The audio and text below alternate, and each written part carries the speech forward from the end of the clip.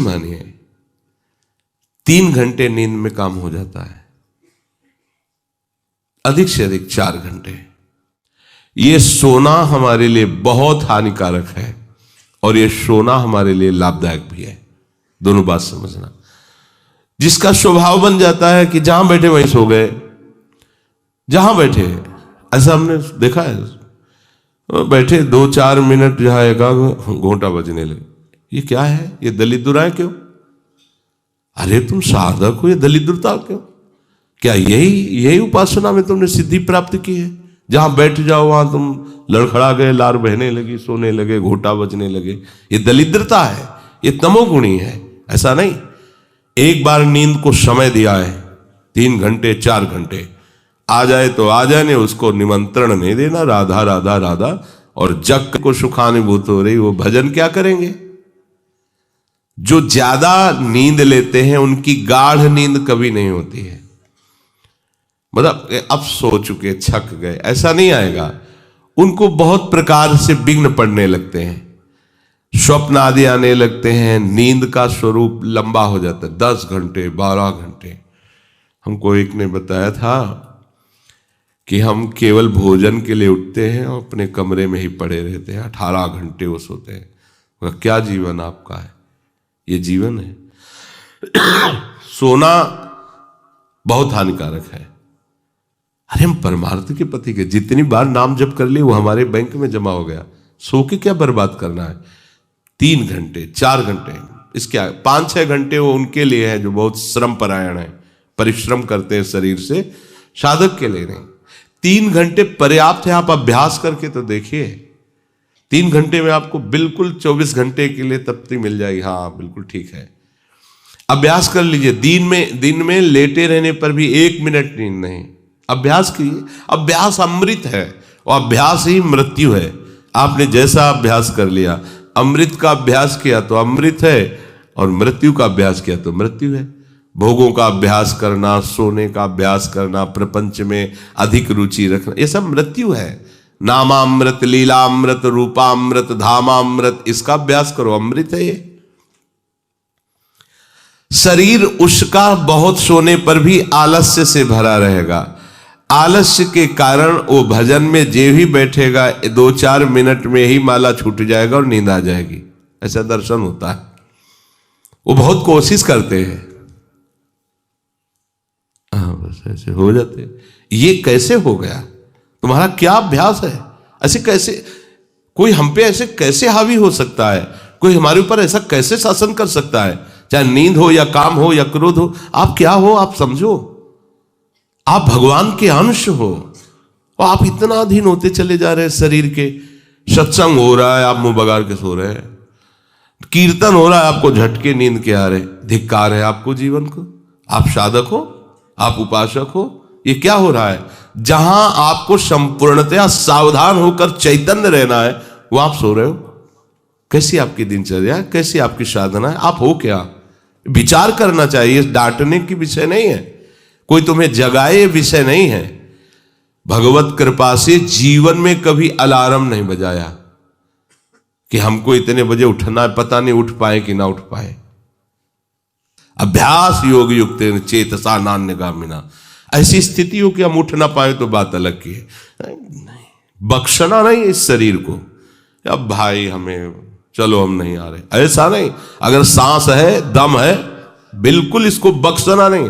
हम केवल आपको उपदेश नहीं कर रहे, बख्शना नहीं। शरीर के प्रति इतना प्यार नहीं दिखाना कि वो हमारे प्यारे से हमको दूर कर दे, ऐसा नहीं। ये जड़ वस्तु है, ये चैतन्य नहीं है। तुमसे ये चैतन्य है, तुम अपनी चैतन्यता को समझो, इसके अधीन हो रहे हो। ये तो बहुत बुरा लगता है जब कोई साधक सत्संग में या माला लेकर भजन करने में या पाठ करने में सो रहा है, तब लगता है। ग्रंथ सामने खोला है, थोड़ा पाठ कर, ऐसे ऐसे। एक जगह दर्शन किया, दर्शन कर ले जाते थे, वो भागवत का स्वाद है।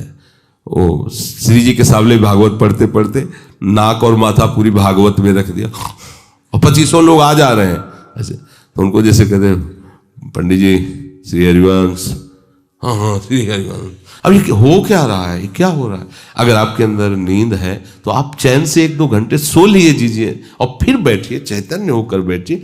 ये अपमान है शास्त्रों का। आप चैतन्य घन प्रभु के वचन पढ़ रहे हैं, आपको नींद आ रही, प्रभु की चर्चा हो रही, आपको नींद आ रही। कभी विषय चर्चा में आपको नींद आई? कभी फिल्म देखने में नींद आई? नौटंकी नाटक देखने में, रिश्ते नातेदारों से बात करने में, रिश्ते नातेदारों, आपका लड़का विदेश में रह रहा हो, उसकी कोई बात बता रहा हो, आपको नींद आएगी? नहीं आएगी। लेकिन अपने परम प्राण स्वरूप आत्म स्वरूप श्री प्रियालाल की चर्चा हो रही, आपको नींद आ रही है। अब हो क्या हो, जरा विचार करके देखिए। तो ये आलस्य के कारण उसके भजन में भारी बाधा हो जाएगी। उसका योग कभी सिद्ध नहीं होगा जो अधिक सोता है। सबसे प्रार्थना है आप अपने लिए नींद का समय निश्चित करें अपने हिसाब से, शरीर का परिश्रम देख करके। अब जैसे जो उपासक रात भर सेवा में लगे रहते हैं, हम उनके लिए कहेंगे कि चाहे दिन हो चाहे रात हो, आप 4-5 घंटे आराम से सोइए। प्रार्थना है कि सोइए, क्योंकि आप जवान साधक हैं। सोएंगे तो आपकी इंद्रियां फिर भजन में लगेंगी। आप अपने को देखिए, यदि आप कोई सेवा बल वाली नहीं करते हैं तो 4 घंटे से ज्यादा आप नहीं ले। अच्छा उपासक 3 घंटे में हो जाता है। अब आप लोग देख लीजिए, अपनी एक दिनचर्या में नींद का समय आप निश्चित कीजिए, और जो निश्चित कीजिए उसे कम से कम 10 वर्ष तो निभाइए। यहां 2-4 दिन में दिनचर्या बदल जाती है, ऐसे नहीं होना। साधु का ऐसा नहीं होता। कुछ नियम लो तो 10-5 वर्ष तो चलो, 2-4 दिन में सब फिसल जाते हो, क्या फायदा है? एक नियम लो, हम इतने घंटे सोएंगे, हम छूट देते हैं आपको। आप अपने आप ने नियम लो कि हमारा इतने घंटे में हो जाएगा। उस घंटे को आप लिख लो अपने सामने कि मुझे इतने घंटे केवल सोने के लिए सत्संग में अनुमति है, क्योंकि हमने वहां इतना नियम लिया था। आप ले, बताने की जरूरत नहीं। आपके द्वारा लिया हुआ नियम फिर आपसे कभी नहीं टूटना चाहिए। स्वीकार करो आप अंदर से कि आप इतना सोएंगे, पर लिमिट हम बताए देते हैं। शरीर अधिक श्रमित जो सेवा में होता है 5 घंटे, गृहस्थी है तो 6 घंटे, साधक है 4 घंटे। भजनानंदी को कहना ही नहीं पड़ेगा, 3 घंटे में हो जाता है। इसी के अंतर्गत आप चयन कर लीजिए। 6 से 7 में मत बढ़ना, क्योंकि सत्संगी हो, इतना भारी श्रम तुमसे नहीं होता। बलराम ब्रजवासी है, 20 वर्ष की बात बता रहे हैं, एक दिन की नहीं, 20 वर्ष की नित्य दिनचर्या से वृंदावन की परिक्रमा, और कितनी मेहनत से चक्की चला करके 150 रुपया करके घर परिवार चलाना, संत सेवा करना, सत्संग सुनना, ये सब गृहस्थ है, परिवार है, भागे घूम रहे हैं परमार्थ के लिए, नंगे पैर पूरे वृंदावन। 20 वर्ष पानी गिरे, पत्थर गिरे, कोई मतलब नहीं। इतनी एड़ी फट गए एकदम। अब उनको क्या कहोगे? साधु नहीं कहोगे तो क्या कहोगे? ब्रजवासी हैं, रात दिन प्रभु का नाम स्मरण, सत्संग, परिक्रमा सब कर, और मेहनत उठा के बोरा भर बेचना, उसमें कहीं 10-20-50 रुपया बचा लेना, परिवार का पोषण करना। आपके लिए तो कोई सेवा ऐसी नहीं मेहनत वाली। फिर आप इतना लंबा सफर कैसे सो सकते हैं? वो गृहस्थ होते हुए 2-2:30 बजे जगते हैं, तब अपनी दिनचर्या पूरी करते हैं। हो सकता है रात्रि के 10-11 बज जाते हो, दिन में वो चपकी में रहते, कब सोते होंगे? और 20 वर्ष की दिनचर्या हम उसकी बता रहे हैं। आप विचार करो, आप साधक हैं, आप विरक्त हैं, या आप संसार से निवृत्त होकर वृंदावन वास करें, आप कितना सोते हैं? ये बंद करो, शरीर को सुखी करना बंद करो। ये शरीर को सुख देने की बात महा दुख मोल लेना है। निश्चित करो आप अपने समय को सोने का। कर लिया? हाँ, अपना समय निश्चित करो। जो समय निश्चित किया हो, 4 घंटे, 5 घंटे, 6 घंटे, ये धाम है, यहां झूठ नहीं चलेगा। अगर 6 घंटे निश्चित किया तो 6.25 घंटे नहीं होना चाहिए। उसी को आप विभाजित कर लीजिए, 4 घंटे रात्रि में सो लीजिए, 2 घंटे दिन में सो लीजिए। आपको अगर 6 घंटे सोना है, 4 घंटे सोना है, 3 घंटे आप रात्रि में, 1 घंटे दिन में विश्राम। अगर आपका रात्रि में हो जाता है तो दिन में विश्राम की जरूरत नहीं। आपको इस पर आना पड़ेगा। आपसे कांच छुड़वा रहे हैं, मणि पकड़ा रहे हैं आपको, घाटे का सौदा। आप क्या कर रहे हो? मणि देकर कांच खरीद रहे हो, और आपका कांच छुड़वा के मणि। हाँ, इंद्रनील मणि श्याम मनोहर, सात कुंभ तन गोरी। इनके समीप चलना है, इनकी जूठन पाना है, इनके साथ खेलना है। ये सौभाग्य प्राप्त करने के लिए जो असत धारणाएं हैं उनको मिटाना होगा। जागृतो नैव चार्जुन, ये तो अधिक सोने वाले की बात हुई। अब कह रहे हैं अधिक जागने वाले को भी सिद्धि प्राप्त नहीं होती। जो बिल्कुल सोता ही नहीं है ऐसे होते हैं। पूरी पूरी रात चली गई नाम कीर्तन में, पूरी पूरी रात चर्चा में चली गई। दो दो तीन तीन जन केवल बैठ गए और प्रभु की पूरी रात चली गई। सामने योग वासिष्ठ रखा हुआ है, उसी पे चर्चा हो रहा है। कैसा नशा! तो आप क्या समझो, उसमें नींद आएगी क्या? जो इंद्रियों को खुराक मिलनी चाहिए वो मिल जाती है। बड़े बड़े महापुरुषों को देखो, राय रामानंदाचार्य जी, राय राम, उनका आता है ना महाप्रभु चैतन्य देव, पूरी पूरी रात चर्चा हो रही, पूरी पूरी रात कीर्तन हो रहा है। क्या होता कि सुबह सब ऐसे लुढ़के हैं नींद में? नहीं। यहां उनकी बात हो रही है जिनकी अभी रुचि भजन में नहीं हुई है। उनको समय से सो जाना चाहिए, समय बर्बाद नहीं करना है। जो नींद का समय दिया है उसमें नींद आए या ना आए, हमें सोने के लिए नहीं लेटना है। जब लेटे देखा हाँ इस समय से इतना समय लेटने में देना है, नाम शुरू किया, तन्मय हो गए। जब नींद आई, जब आंख खुली बस फिर मंत्र में तन्मय फिर लग गए। ये भजन है। इसको ऐसे प्रमाद में मत डालिए। यहाँ दिनचर्या हो गई, अब पड़े हैं, करवट बदल रहे हैं, समय निकलता चला जा रहा है, आज सत्संग में क्यों नहीं आए, सो गए थे। ऐसा नहीं होना चाहिए। जो बिल्कुल नींद नहीं लेता उसका अभ्यास ठीक नहीं होगा, उन्हें अंतर भजन में बाधा पहुंचा देगा। जो ऊंचाई पर चढ़े हुए महापुरुष हैं वो सत्संग और नाम कीर्तन और भगवत चिंतन से ऐसी सामर्थ्य प्राप्त कर लेते हैं कि वो कई दिन भी ना सोए तो उनको विक्षेप नहीं होगा कि परेशान है, इनको तो नींद ही नहीं आई है। क्योंकि उनके जागने में इंद्रियों को वो सब मिल जाता है जो सांसारिक पुरुष को नींद में इंद्रियों को विश्राम मिलता है, उनको भजन में मिल जाता है। परंतु उस स्थिति तक पहुंचने के लिए समय से सोना आवश्यक है। जब विश्राम और इंद्रियों को खुराक नींद की मिल जाती है तो वो भजन में हमारा ज्यादा सहयोग करते हैं। इसलिए उचित समय निश्चित करो नींद का, और उतना ही आप उसको शयन के लिए दो। नींद आए या ना आए, ठीक समय पर उठ जाओ। उठने की प्रवृत्ति का होता है कि सबसे पहला काम, जहां आपकी घड़ी पे दृष्टि गई कि हमारा समय उठने, तो सबसे पहले बिस्तर से हट जाओ। आप ओढ़े हो उसको तुरंत हटाओ। गर्मी है, आप पंखा एसी जो भी चला, तुरंत पहले उसको बंद करो। सुविधाओं को पहले हटाओ, फिर बैठ जाओ। कुछ देर नाम जप, गुरुजनों का चिंतन, फिर अपनी दिनचर्या प्रारंभ। जो कंबल में ऐसे रजाई में ओढ़े ओढ़े ही सोच रहे अभी तो 2 बजने में 10 मिनट बकाया, 10 मिनट में उठ जाएंगे, तो ऐसा वो विक्षेप हो जाएगा कि वो 2 घंटे आपको समझ में नहीं आएंगे। फिर 4 बजे आप उठो, 4 तो 4, बहुत गलती हो गई। ऐसे नहीं किया जाता। अपने लोगों ने ऐसे अभ्यास नहीं किया। तुरंत फेंको, तुरंत खड़े हो गए। पता है कि बैठेंगे तो नींद आई जाएगी। चलते हुए भगवत स्मरण कर रहे हैं, जल पिया, शौच स्नान, अपनी दिनचर्या में। ये चित्त हमारे वश में नहीं, हम चित्त के वश में है। जो चिंतन कराता है हम वही। कल एक उपासक प्रश्न कर रहे थे कि कभी कभी हमारा मन कहता है हम निहाल हो गए, कभी कभी मन हमको कहता कि कुछ नहीं मिला। तो तुम मन को गुरु माने हो क्या? मन को आराध्य देव माने हो क्या? मन को अपना मित्र माने हो क्या? ऐसे सलाहकार की क्या बात कि कभी कभी कहता है तुम जीवन मुक्त हो गए, कभी कभी कहता है तुम विषयी हो। उसकी बात थोड़ी माननी है। वो अपनी स्थिति बता रहा है, मन तुम्हारी स्थिति नहीं बता रहा है। जब कभी भगवदानंद में तो मन कहता है निहाल हो गया, और जब विषयानंद में तो लगता मैं फंस गया। तो तुम उसको देखने वाले हो, तुम उसको चलाने वाले हो, तुम ही से वो चल रहा है तुम्हारी शक्ति से, तो तुम रो काहे को रहे हो, व्यथित क्यों? मतलब कोई भी प्रश्न करने के पहले आपने चिल्ला के रो दिया।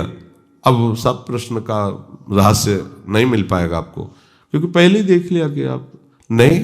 गंभीर, किसी संत के पास जाने के लिए पहले गंभीरता पूर्वक प्रश्न करो। कोई भावुकता की बात आ रही, आप रो देते हो तो अच्छी बात है। अब आप प्रश्न कर रहे हो, पहले तो चिल्ला चिल्ला कर रो रहे हो, पूरा वातावरण जो है आपने गंभीरता से रहित कर दिया। और दूसरी बात, आप समझोगा कि क्यों रो रहे हो। अगर प्रियाजू की प्राप्ति के लिए तो सभा में चिल्ला के रोने की जरूरत क्या है। प्रियाजू की प्राप्ति के लिए तो एकांत में रोइए, खूब नाम जप कीजिए। अगर सभा में आए हैं प्रश्न करने के लिए तो गंभीर रहिए और मुस्कुराते हुए प्रश्न कीजिए। ये रोना धोना नहीं, ये एकांत का विषय, अपने आराध्य देव के विषय में कभी भाव आ रहा है तो बात अलग की है। हम चित्त के अधीन हो गए हैं, बस इसको सुधार करना है। चित्त की 5 अवस्थाएं होती हैं, उसी को मन कहते हैं, उसी को बुद्धि कहते हैं, उसी को अहम कहते हैं, समझना। उसकी वृत्तियों के कारण अलग अलग नाम पड़ा है ना। पूरे को एक हृदय कहते हैं, बोले मैं हृदय से कहता हूं, मतलब संपूर्ण अंतःकरण से कहता हूं। अंतःकरण 4 इसलिए हो गए कि उसकी वृत्ति 4 है। एक का काम है निश्चय करना, संकल्प विकल्प करना, चिंतन करना और क्रिया को स्वीकार करना। एक ही हृदय में 4 बातें होती हैं। तो जो निश्चय उसे बुद्धि कह दिया गया, जो संकल्प विकल्प उसे मन कह दिया गया, जो चिंतन उसे चित्त कह दिया गया, क्रिया को स्वीकार करना उसे अहम कह दिया गया। है एक ही हृदय। उसी हृदय को हम जब बात करते हैं तो उसे 4 रूपों में करते हैं। तो मानो अगर मन की बात चल रही तो चित्त आ गया, बुद्धि आ गई, अहम आ गया। चित्त की बात चल रही तो उसमें मन आ गया, बुद्धि, क्योंकि एक ही हृदय की बात हो रही। तो 5 अवस्थाएं मानी गई हैं। बहुत ध्यान से सुने तो इसमें हम अपने चित्त को भगवदाकार कर सकते हैं। चित्त की 5 अवस्थाएं शास्त्रों में ब्रह्म ऋषियों ने मनन करके पाया है।